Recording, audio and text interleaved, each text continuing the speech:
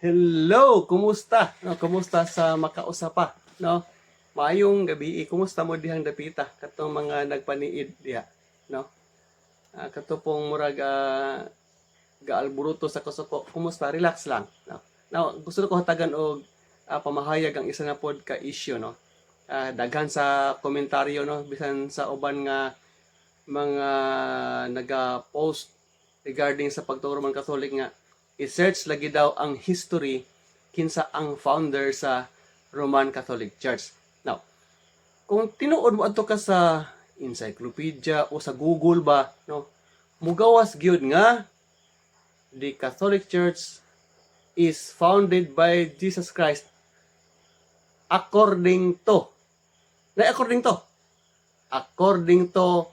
tradition or sacred tradition. So historically, according to tradition lang ang claim nga ang Roman Catholic Church founded by Jesus Christ, no? Dili na to siya matrace back ngadto kang Jesus Christ, much more ngadto sa mga disciples nga naman. Walay connection ang Roman Catholic Church ngadto sa early Christians gawas sa Roman Empire nga misakop sa Israel ug maoy nang luto sa early Christians.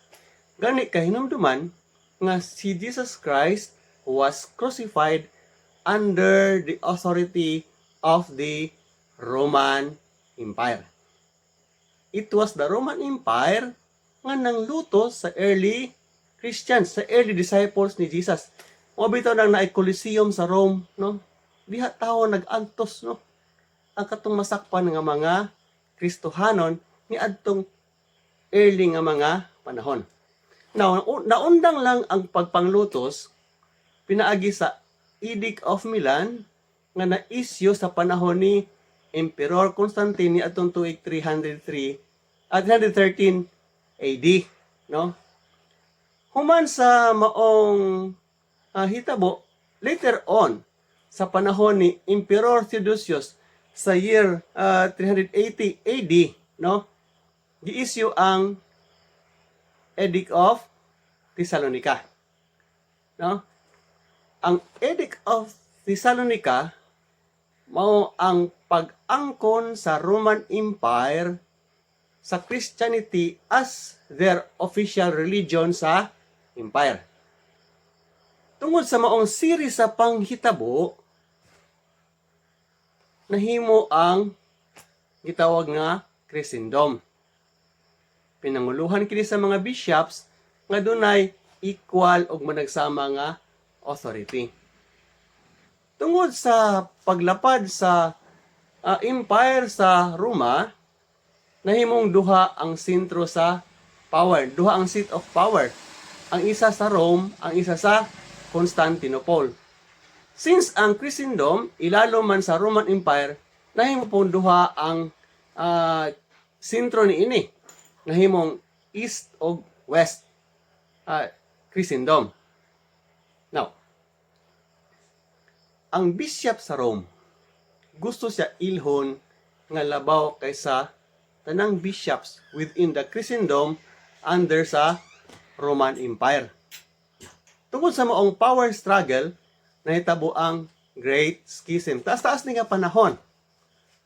Sunod sa Great Schism, nahitabo ang pagransak sa Western Church, which is mao ang Rome. Giransak niya ang Eastern Church. Mao nga nahati ang Christendom ngadto sa duha.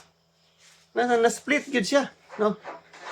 Ang East nahimong Orthodox Church, muna karon Orthodox Church. Ug ang West nahimong Roman Catholic Church ug gipanguluhan na gyud sa papacy. Now kung atong subayon tan-awon, ang Roman Catholic Church gikan gini siya sa Roman Empire, no? Kana bang transformation lang gikan sa imperial system ngadto sa pagka relihiyoso, no? Pinanguluhan na karon sa Pope or the office of the Pope. No, mo na siya ang tinuod nga history ni ini, dili na to makita nga doon ay apostolic succession.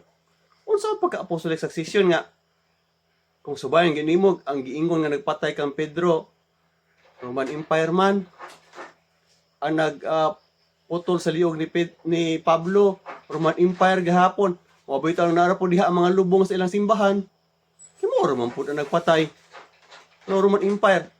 No? Muna kung tanaw na to, dili tinuod nga si Jesus Christ ang founder sa Roman Catholic Church. That is only according to their own tradition. So, tradition lang. Asa na basahon? According to tradition lang. Ang Roman Catholic Church na develop within the Roman Empire because of the influence of the Roman Empire. So, daghang salamat. No? Lain na po na to nga pamahayag. Comment mo. No? Karon to nasubay nga dili tinukod ni Jesus Christ ang Roman Catholic Church kay kini transformation lang sa Roman Empire. Daghang salamat. Hantod na po sa sunod.